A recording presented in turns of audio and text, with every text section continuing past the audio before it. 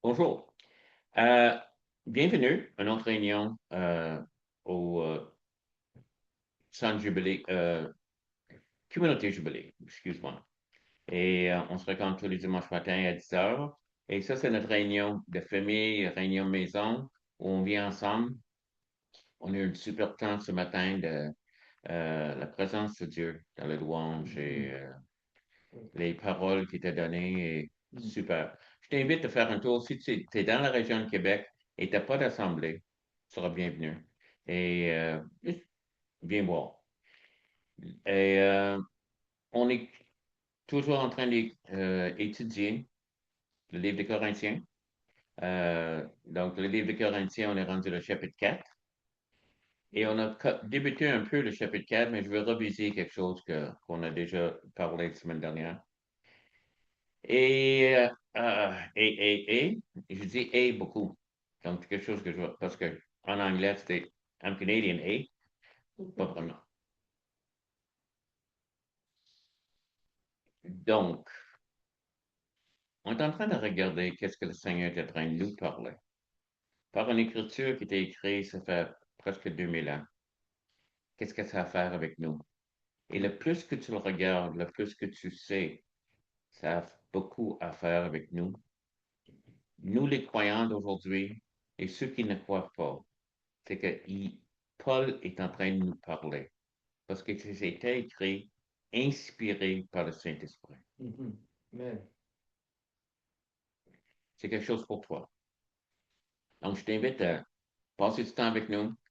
Si tu as une Bible, on est dans le chapitre 1 Corinthiens, chapitre 4. Et juste essayer de suivre avec nous. Puis on va glaner un peu tout ce que je trouve, qu'est-ce qui me frappe dans ce chapitre-là. Je vais demander à ma femme de lire parce qu'elle lit bien mieux que moi. Et on va lire de verset 1 à 10. Ainsi, qu'on nous regarde comme des serviteurs de Christ et des dispensateurs des mystères de Dieu. De reste, ce qu'on demande des dispensateurs, c'est que chacun soit trouvé fidèle. Pour moi, il m'importe fort peu d'être jugé par vous ou par un tribunal humain.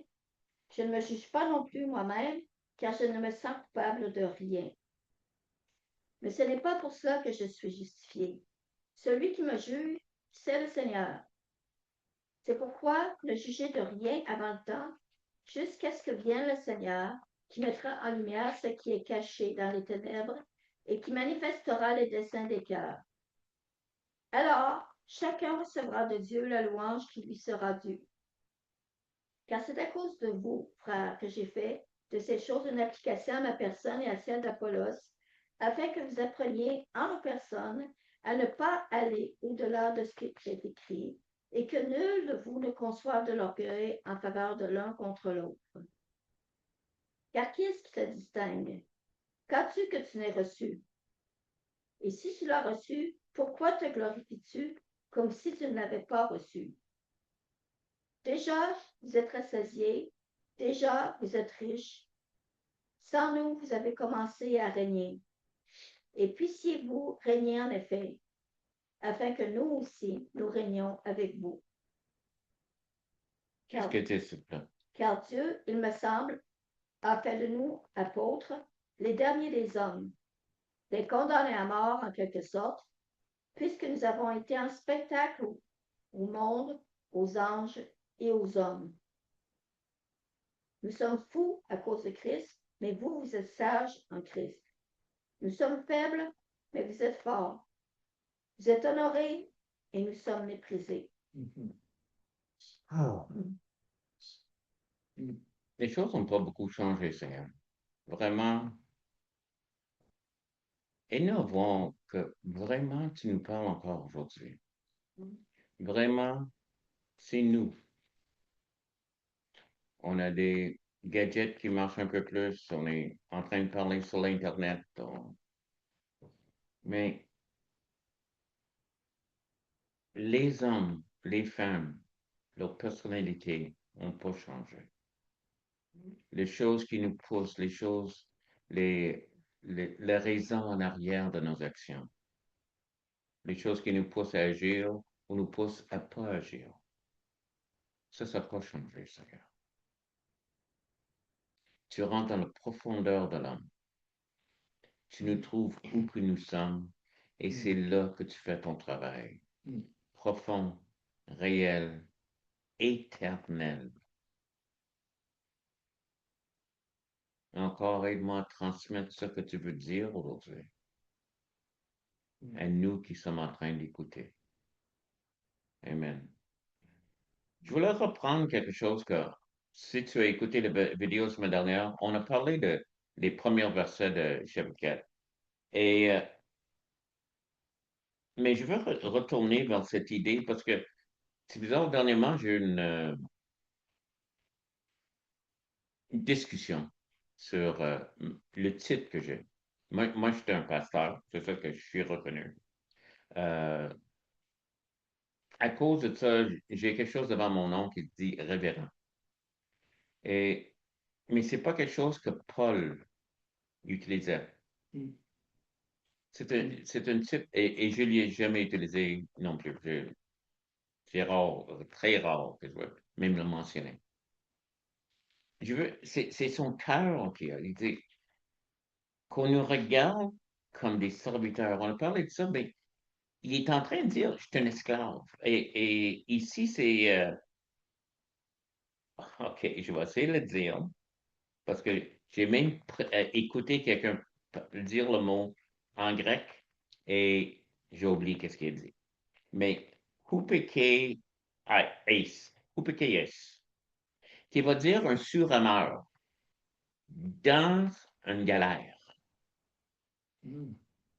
Donc, dans la galère, tu ramènes, mais tu n'as aucun choix de où tu allais, ni la vitesse, ni rien. Tu étais obligé de faire que celui qui dirigeait, qui est Jésus, pour lui, dans sa tête. Je suis un sous-rameur. Je ne suis pas là pour faire qu'est-ce que je veux. Je suis ici pour faire qu'est-ce que lui, il veut. Et d'avoir cette temps, et même de se vanter de ça. Et dans une société où la pire chose, on a dit ça la semaine dernière, la pire chose que tu peux être, c'est l'esclave. Et tous les chrétiens disaient, nous sommes doulos, nous sommes des esclaves de Christ, nous sommes, et ça ne faisait pas de sens, mais il est en train de parler à un peuple, et le plus on lit ce chapitre-ci, tu commences à voir qui est les Corinthiens dans leur tête. Rappelle-toi que Paul débute en train de dire, je te parle frère. Donc, il n'est pas en train de les minimiser à cause de leur faiblesse, mais il est en train de corriger la manière qu'ils sont en train de penser. Et il rentre un peu dedans, de fois. Mais la première chose qu'il dit, il dit, regarde-nous. On a débuté toute cette œuvre. On a débuté cette Église. Si tu existes comme Église, c'est parce que nous avons fait. Et nous, qui est-ce que nous sommes? Des esclaves. Des sous-rameurs. Celui qui décide où qu'on va, qu'est-ce qu'on fait, on a juste à ramer dans la direction qu'ils veulent. Donc, on n'a pas un trop d'opinion de nous-mêmes. Dispensateur, il dit, serviteur de Christ, des dispensateurs des mystères de Dieu. Un dispensateur, c'était un esclave encore, mais il avait une certaine dignité parce qu'il était celui qui était le maître en position de la maison. Donc, il s'occupait de tout. Un peu comme Joseph était dans la maison de Potiphar. Donc, il s'occupait de tout, dirigeait tout. Il y avait juste euh, le maître qui était au-dessus de lui, mais il était quand même esclave. Donc, il y avait une autorité, parce qu'il y a du monde qui aurait pu dire, mais écoute, t'es juste un esclave. Non, je suis un dispensateur aussi. Dans mon rôle, j'ai une autorité là-dedans. La raison que j'ai une autorité, parce que je suis un esclave. Et le maître me dit de le faire. Il me dit comment ramer, où ramer, et c'est ici. Un dispensateur de quoi? Les mystères de Dieu.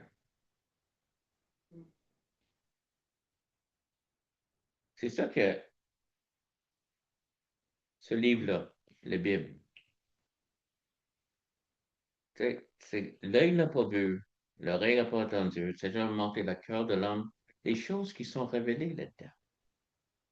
Ça serait des mystères, l'idée de la croix comme victoire. Et entre, j'ai une petite peine, hum,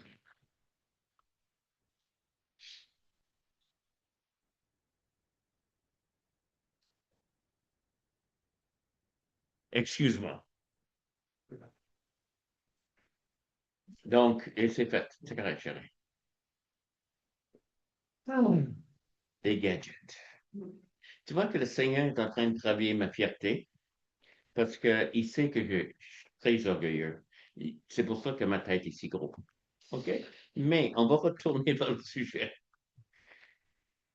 Paul a une autorité donnée par Dieu, une position. Il est dispensateur des mystères de Dieu. Que l'œil n'a pas vu, l'oreille n'a pas entendu. C'est pas monté le magique. Mais l'idée que la croix de Calvaire, c'est la plus grande victoire qu'on aurait pu avoir. L'idée que nous sommes un corps de Christ, que l'Église sera remplie de la puissance de Jésus, qu'on sera capable par la prière, par la, euh, imposant les mains sur des personnes, même à prendre autorité sur des esprits. On n'aurait jamais deviné ça. Il y a toute une dimension. Il nous a donné un langage de prière qui s'appelle les langues. Et beaucoup de personnes, même des personnes qui sont, euh, nous autres, ceux qui parlent en langue sont connus comme charismatiques ou pentecôtistes. Après des années de faire ça, ils se posent des questions. Parce que intellectuellement, tu n'es pas comme vraiment satisfait.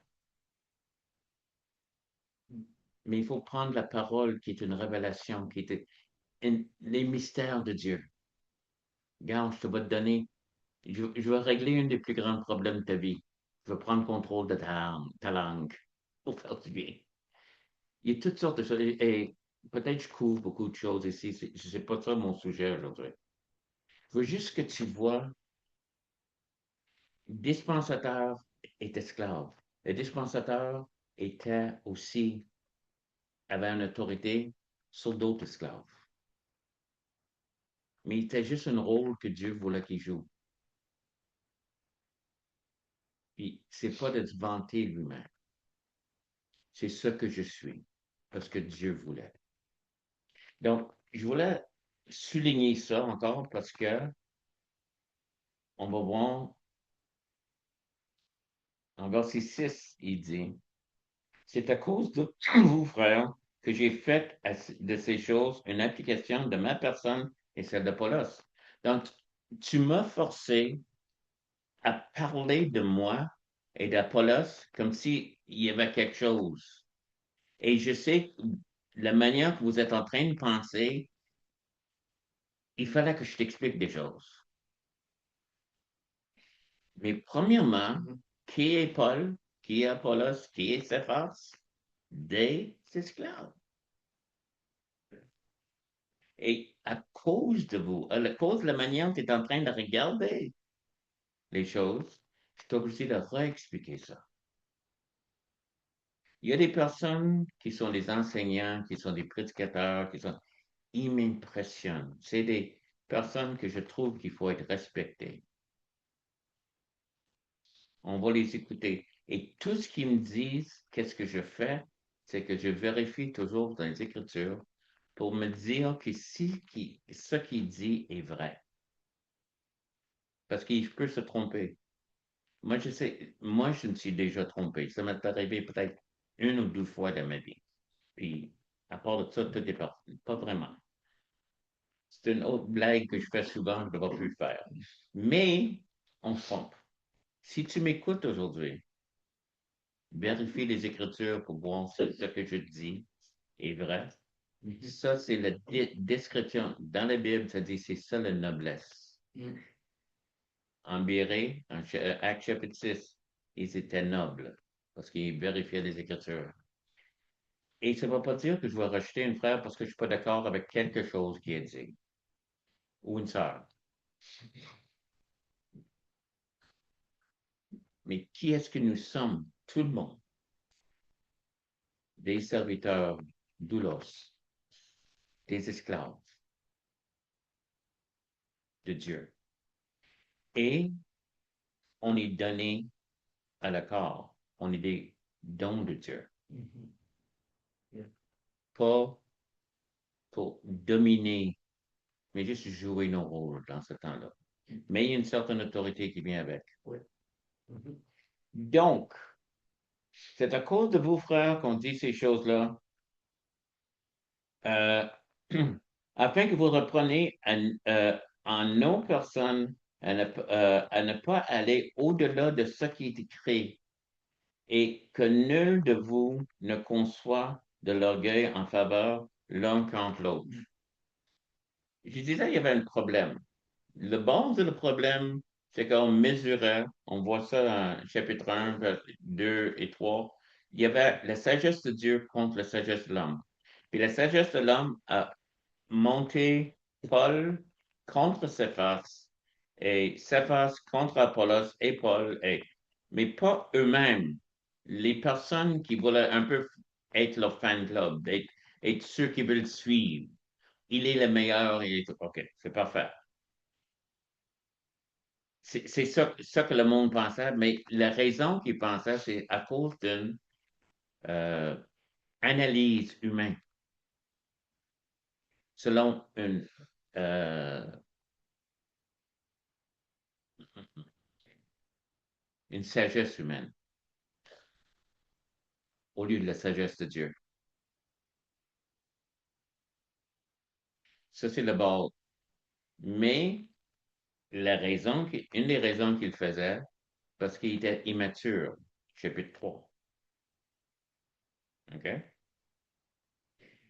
Puis ici, il dit l'autre problème, c'est orgueilleux. Avoir l'orgueil, de penser que moi, je sais pas, tu as déjà parlé à quelqu'un, puis il dit quelque chose, ou il te regarde, tu es en train d'expliquer, puis il y a comme un sourire dans le coin, là. Ouais, je te vois, je sais qui t'es. C'est dur de vraiment parler à une personne de même. Moi, je suis de Paul, OK? OK. Toi, t'es le Cephas, là? C'est beau. Oui, oui, oui, je connais toutes ces affaires. Oui, oui, oui, oui, oui. Non, tu écoutes plus. L'orgueil, je sais. Connaître la vérité, il n'y a rien de mal là-dedans. Dire, moi, je suis certain de qu'est-ce que je crois. Il n'y a rien de mal là-dedans. Mais de fermer la porte, de dire, je ne peux rien apprendre ou que je peux me tromper, il y a quelque chose de mal là-dedans. Moi, je suis très insistant là-dessus. Si tu veux me prouver que tu peux, prouver que j'ai pas raison, je vais être d'accord avec toi. Il faut que tu le prouves. Je ne prendrai pas ta parole seulement parce que tu le dis ou parce que, justement, c'est force le dit ou quelqu'un qui est populaire. Mais, ça se peut que je me trompe. L'orgueil ne veut pas entendre.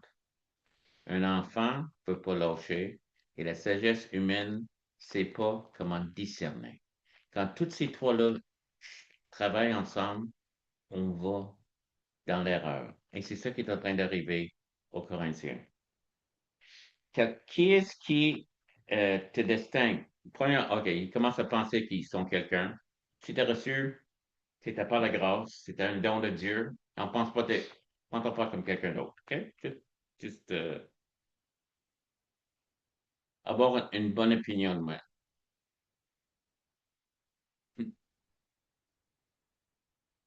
Assez de penser à la discussion maintenant qu'il y a parmi les Corinthiens à propos des apôtres. On sait qui est Paul. On sait qui est Séphore. Mais juste écoute qu'est-ce que Paul est en train de dire ici. Pourquoi tu penses qu'il dit ça? Quelles sont les discussions qui se passent au Corinthe? Déjà, vous êtes rassasiés. Déjà, vous êtes riches. Sans nous, vous avez commencé à régner, puisque vous régnez en effet, afin que nous aussi, nous régnions avec vous.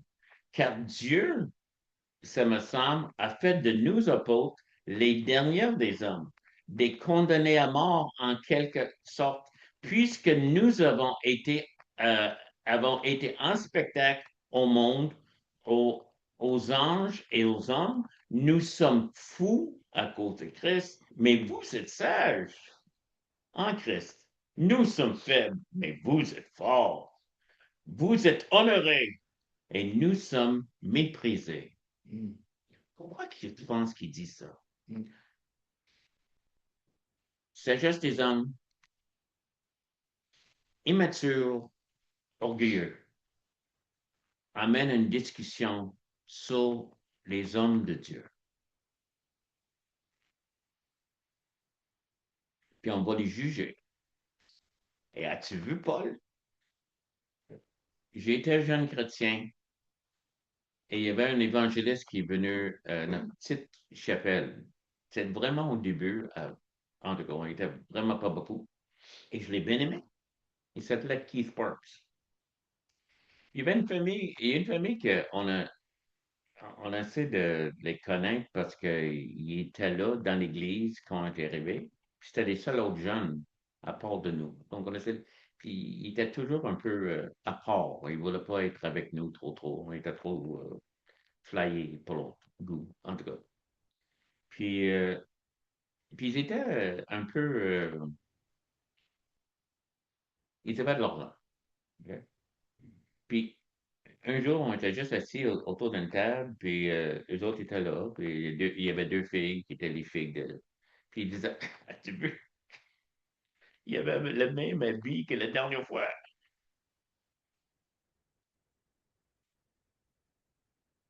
Il parlait de Keith Parks. Puis nous, on n'avait pas d'habit. Non, du tout. Il y avait comme un mépris parce qu'il était pauvre. En tout cas, pour eux, il était pauvre. Il n'avait pas de l'air pauvre. Il avait de l'air d'un homme très. C'est un homme qui a fait un super ministère à travers toutes les années. Mais en tout cas, je ne comprenais pas la mentalité. Mais dans leur mentalité, il y avait quelque chose là, de juger quelqu'un qui portait le même habit deux fois quand il est venu en visite dans cette église-là. Parce que leur monde était comme ça. Ça se peut que le monde que quelqu'un d'autre avait, c'est comme on parlait d'Apollos qui venait de Alexandrie, qui avait des universités, puis on avait Paul, puis ils avaient leur personnalité, ils étaient différents. Puis certaines de leurs personnalités agaçaient d'autres qui n'étaient pas comme eux.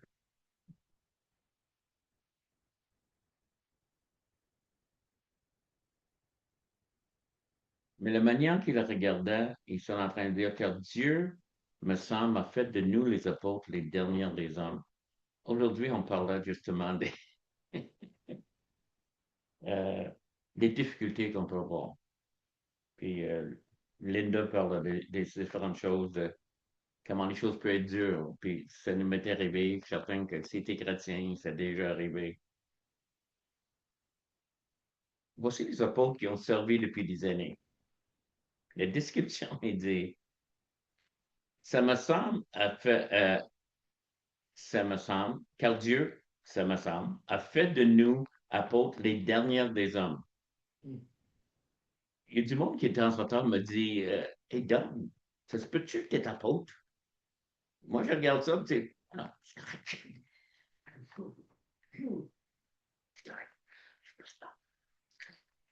On va continuer. Le dernier des hommes, des condamnés à mort. Donc, qu'est-ce qu'il est en train de dire ici? Condamnés à mort, en quelque sorte, puisque nous avons été en spectacle au monde. Qu'est-ce qu'il parle ici? Le monde spectacle ici, c'est entre ça, d'où vient le mot théâtre. Théâtros ou quelque chose comme ça en grec. Puis, qu'est-ce qu'il parle, c'est que c'était des spectacles qui étaient faits à Rome avec les prisonniers, des personnes qui étaient vaincues, des armées vaincues, puis ils étaient emmenés dans l'arène pour mourir. Entre il y a des combats, toutes sortes de choses. Et une des choses que ces personnes-là disaient, nous qui vont mourir, te salue. Ça vient de là, toute l'expression de ça. Euh, euh, des condamnés à mort. C'est ça que les condamnés à mort à Rome disaient.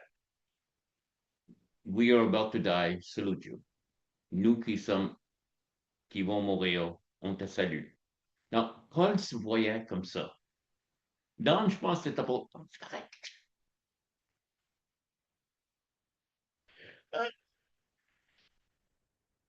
Nous sommes fous à cause de Christ.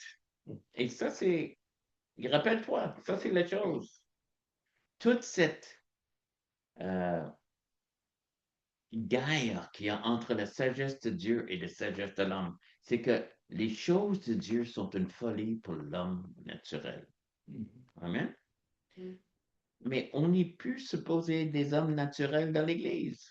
On n'est pas supposé d'analyser des choses comme des et ça ne veut pas dire qu'on n'utilise pas notre tête et le common sense. Oui, OK, correct. OK. Mais quand les choses de Dieu,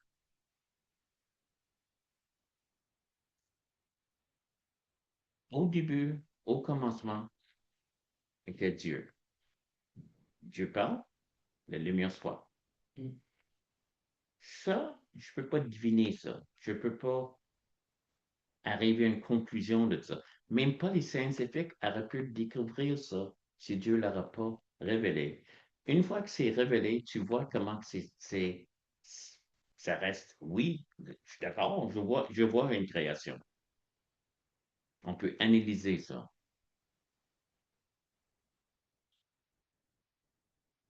Mais c'est de la folie. Beaucoup des choses qui sont ici. Et qu'est-ce qui arrive quand on retourne toujours à dire, ben, je suis pas à l'aise avec ça. Des fois, je suis pas à l'aise avec quelque chose parce que c'est vrai.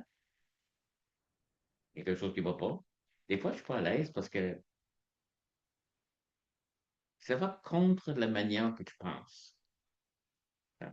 Comme il dit des choses comme ennemi votre ennemi. Si votre ennemi a faim, donne-y à manger. Oui, un peu poison là-dessus, là-dedans. Finis-le avec une brique. Tiens, pas ça. D'autres choses aussi. Loue l'Éternel, levez les mains en l'air. Qu'est-ce de tout ton cœur? Le parler en langue. Un jour, on va en parler ça plus tard. Hein. C'était des choses qui, l'intellect a de misère avec. Et des fois, comme chrétien, on se sent presque attaqué.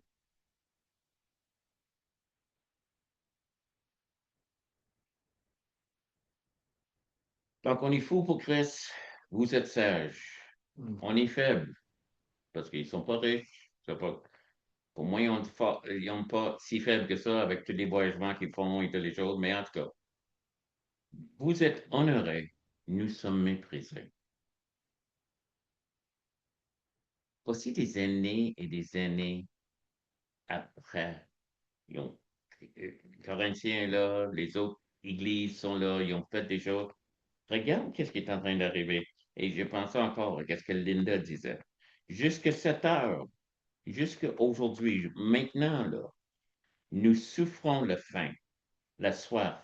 La nudité, c'est vraiment d'être mal habillé. Pas vraiment nu, là, mais mal habillé. Nous sommes maltraités, errants ici et là.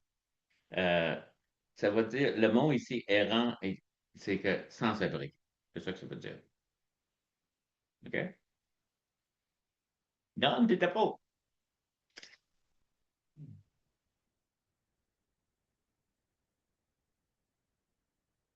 Alléluia. Nous nous fatiguons en travaillant avec de nos propres mains parce que ceux qui étaient enseignants, surtout dans le monde grec, ne travaillaient pas de leurs mains. Si c'était des personnes respectées, il y en a d'autres. Il y avait des esclaves, il y avait d'autres choses. Mais Paul faisait des tentes. Donc, il était mal, mal regardé à cause de ça par les Corinthiens. Euh, nous nous fatiguons à injurier, nous bénissons. Pas une gang de cœur. Tu bénis pas après t'es insulté. Donne-moi dans l'autre. Oh, t'as bien dit ça. Comment t'as dit? La manière de prononcer maudit, c'était juste, c'était comme, oh, t'étais tellement, on est béni. J'aime ta voix, la manière que tu m'insultes, c'est comme la musique à mes oreilles. Je sais pas comment tu, mais en tout cas, persécuté, nous le supportons. C'est plus que ça. On sait qu'il était persécuté, il louait le Seigneur, il faisait toutes sortes de choses. Même il bénissait le Seigneur dans les actes d'avoir été trouvé digne d'être persécuté. Calomnie, nous parions avec bonté. Donc, qu'est-ce qui retournait? C'était même plus positif de qu'est-ce qu'il recevait. Il faisait ce qui était bien faire pour quelqu'un. Nous nous sommes devenus, oh, ça c'est des balayeurs du monde. Ça, c'est qu'est-ce qui reste après que tu frottes quelque chose. C'est la saleté. On est devenus les... Et les rebuts, c'est un peu le même mot. Juste jusqu'à maintenant.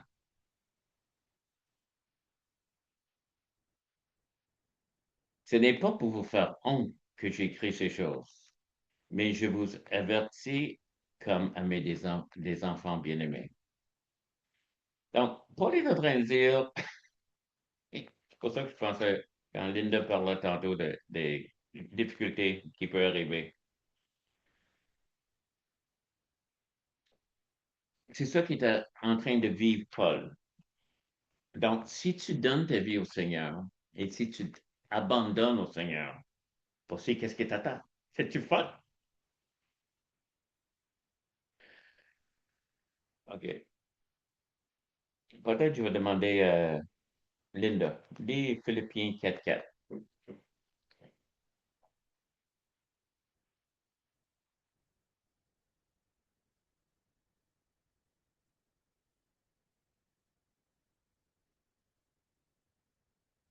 Puis, 4. Ouais. OK. Réjouissez-vous toujours dans le Seigneur. Je le répète, réjouissez-vous. Alors, Paul a écrit ça.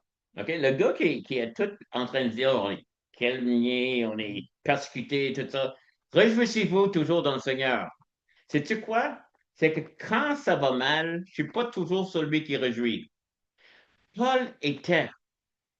Il y a un livre qui s'appelle Philippiens et c'est considéré l'épître de la joie. C'est juste un homme qui connaissait ça.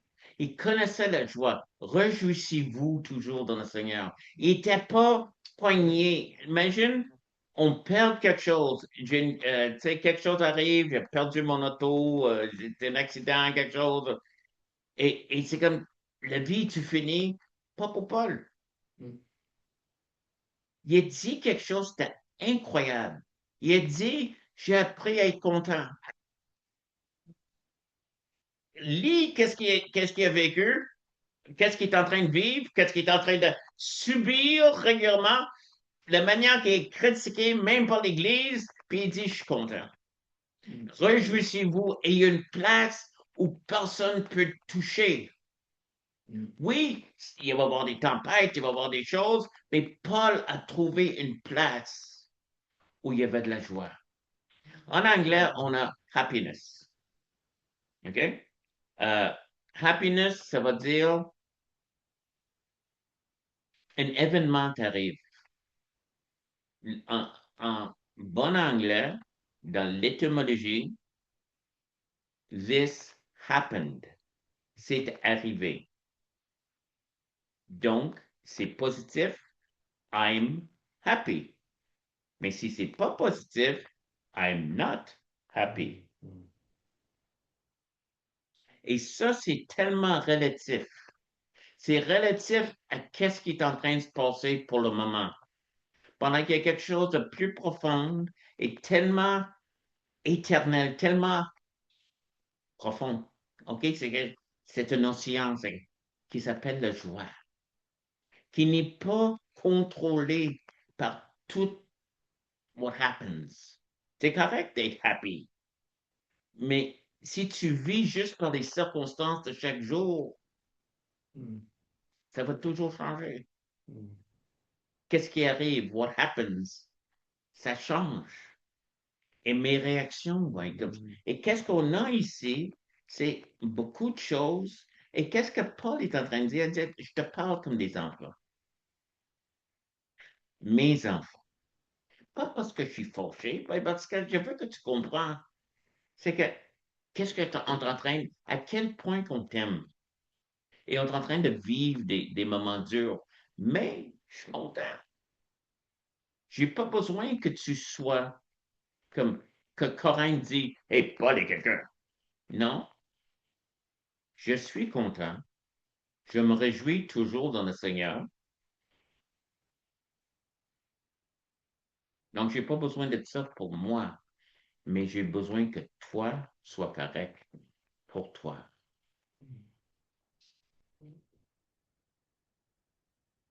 Qu'est-ce qu'il dit? Il n'est pas en train de dire maintenant, je veux tout ce que j'ai subi ici, puis j'en ai assez, puis je donne ma démission. Il y a une blague parmi les pasteurs, parce que la plupart des pasteurs travaillent jusqu'à 6 jours par semaine. Puis là, il y a le dimanche, puis il y a la démission de lundi matin. Oh, ça m'a été hier, quelqu'un m'a rentré dedans hier, donc, oh, je démissionne. J'en ai assez. C'est le lundi matin, la démission de lundi. Mais, OK, mais c'est pas ça. On sert Dieu. Pas tout le monde. Les Corinthiens ici, il y avait une gang. Paul savait, mais il savait en qui il a cru. Il savait pourquoi il faisait. Pas l'apôtre, non pas les hommes, mais par Jésus-Christ. C'est pour ça que je le fais. On vit toutes ces choses-là. Et je sais qu'il y a du monde parce qu'on manque, parce qu'on est pauvre, parce qu'on n'est pas bien habillé, nous critiquent.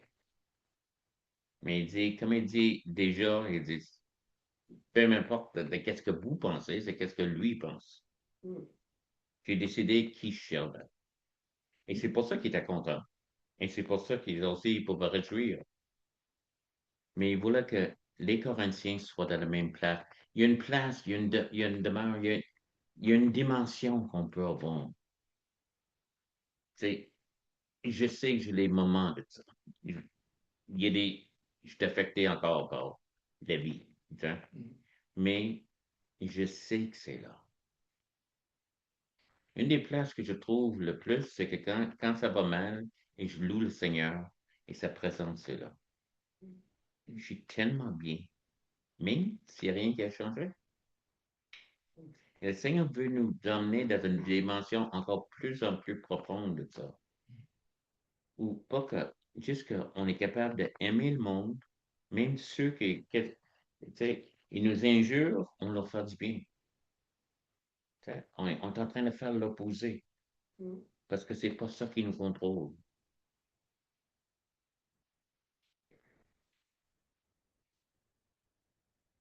Alors, on va laisser je voulais finir le chapitre aujourd'hui, on va laisser ça là. Qu'est-ce qu'il est en train de nous dire? Si on laisse contrôler notre vie seulement par la réaction des gens ou par même les circonstances qui sont là, on sera toujours contrôlé. Parce que ça ne sera jamais aussi parfait qu'on voudra. Mais si on est sourd à mal, puis on laisse quelqu'un d'autre diriger, on est correct. Il sait qu'est-ce qu'il fait et moi, je suis en train de le suivre. Est-ce qu'il ne faut pas utiliser notre tête? Oui, l'utiliser. Mais il y a des moments que tu vas regarder des choses et ça va te dire, ah, tu fais tes calculs, et, tu sais, ça va vraiment mal, mets Dieu là-dedans.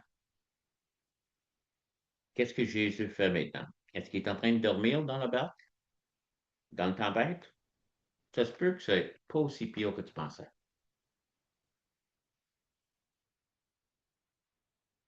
Parce qu'il y a une sagesse qui est plus grande que la sagesse humaine.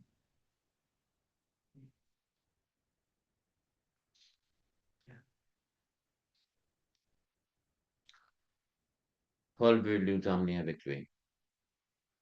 Moi, je veux le rejoindre, où qu'il est. Je veux être content. Je veux être dans la joie.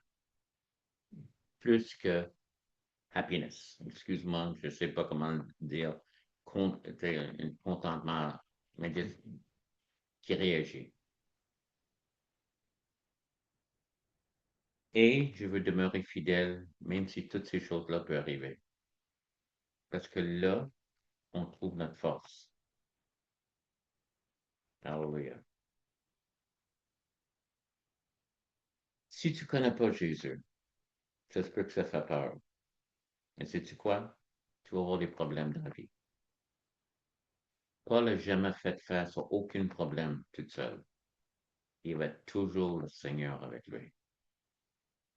J'ai des problèmes de ma vie et je suis jamais seul parce que Jésus est avec moi, comme il est avec tous les chrétiens que je connais. C'est une raison. On va voir les problèmes. Vas-tu les rencontrer tout seul? Vas-tu rencontrer avec un champion qui veut tellement que tu es le meilleur, qui est mort pour toi, qui a payé pour tous tes péchés et dit que si tu l'acceptes, il te donnera la vie, puis la vie en abondance. Pas un jardin de roses, mais la vie en abondance. Et je t'invite à venir connaître Jésus. Et si tu es chrétien, tu es quelque part dans tout ce qu'on est en train de parler, où tu l'as appris et tu as appris à vivre dans le contentement, où tu es en train d'apprendre, comme les Corinthiens, de ne pas agir d'une mauvaise façon. Il veut qu'on comprenne. Il veut qu'on vit plus. Alléluia. Merci encore de m'avoir écouté. Remarquez l'adresse Zoom. Tu pourras nous rejoindre tous les dimanches matins à 10 heures, tous les mercredis soirs à 18 heures. On est là. Mercredi, on regarde Exode distancé.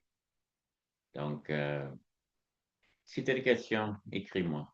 Si tu as des réponses, écris-moi. Je peux répondre aux questions des autres. Et numéro de téléphone, rentre en contact avec nous. Tu as besoin de prière, si tu veux qu'on prie pour quelque chose, envoie-nous tes prières, on va prier pour toi.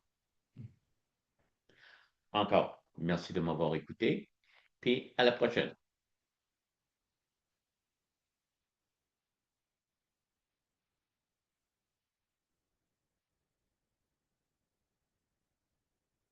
It didn't say recording stop, mais on va faire ça par la fois. Oh, j'ai arrêté. Non, non, je suis encore là. Je vais juste vérifier, être certain.